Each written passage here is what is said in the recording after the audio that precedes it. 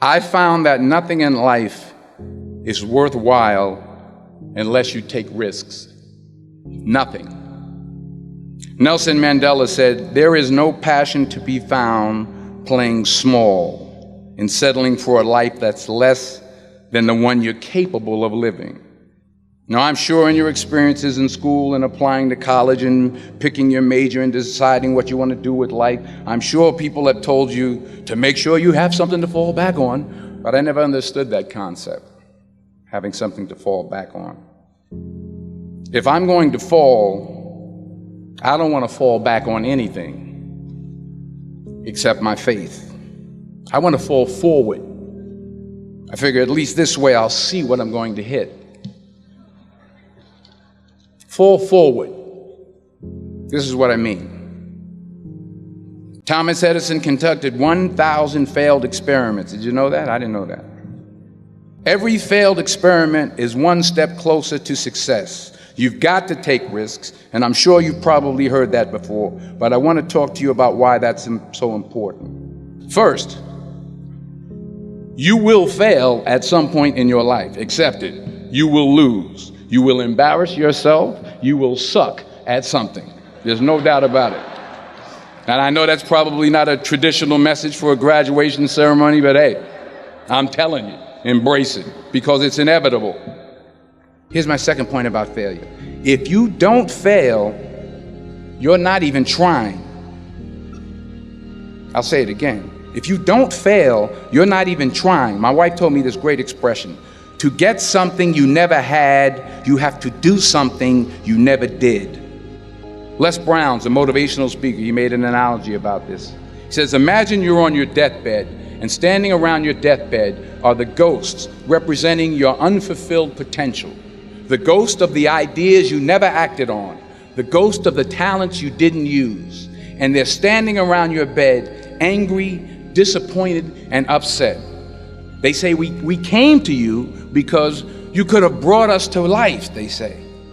And now we have to go to the grave together. So I ask you today, how many ghosts are going to be around your bed when your time comes? You've invested a lot in your education, and people have invested in you. And let me tell you, the world needs your talents. Man, does it ever. I just got back from Africa like 2 days ago, so if I'm rambling on, it's because I'm jet lagged. I just got back from South Africa. It's a beautiful country, but there are places there with terrible poverty that need help. And Africa is just the tip of the iceberg. The Middle East needs your help. Japan needs your help. Alabama needs your help. Tennessee needs your help. Louisiana needs your help. Philadelphia needs your help. The world needs a lot, and we need it from you. We really do. We need it from you young people. I mean, I'm not speaking for the rest of us up here, but I know I'm getting a little grayer. We need it from you, the young people. So you got to get out there.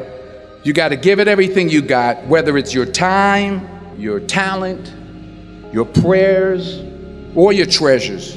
Because remember this, you will never see a U-Haul behind a hearse. You will never see a U-Haul behind a hearse. You can't take it with you. The Egyptians tried it, and all they got was robbed. So the question is, what are you going to do with what you have? I'm not talking about how much you have.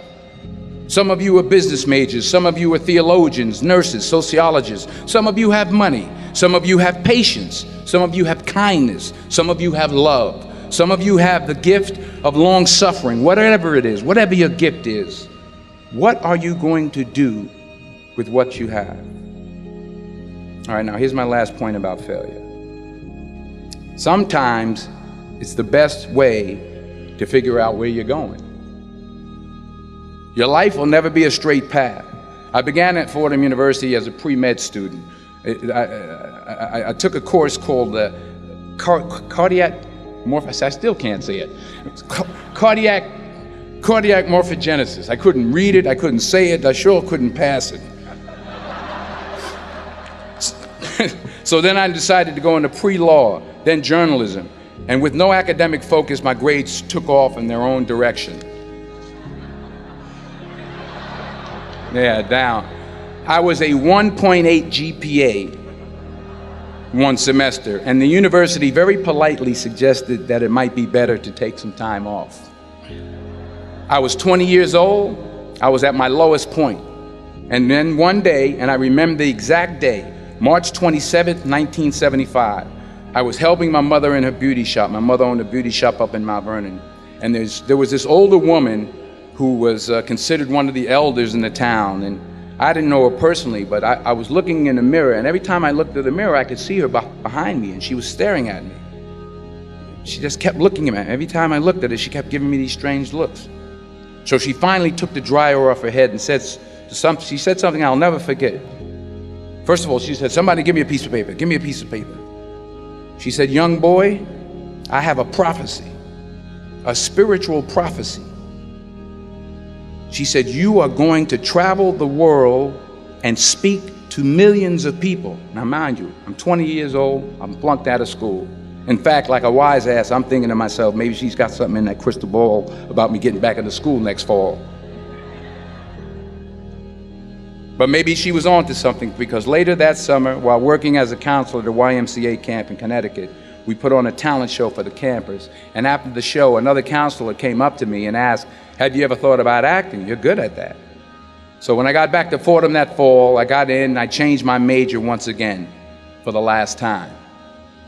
And in the years that followed, just as that woman prophesied, I have traveled the world and I have spoken to millions of people through my movies.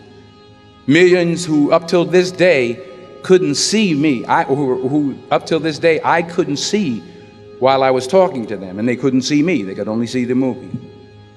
They couldn't see the real me. But I see you today, and I'm encouraged by what I see.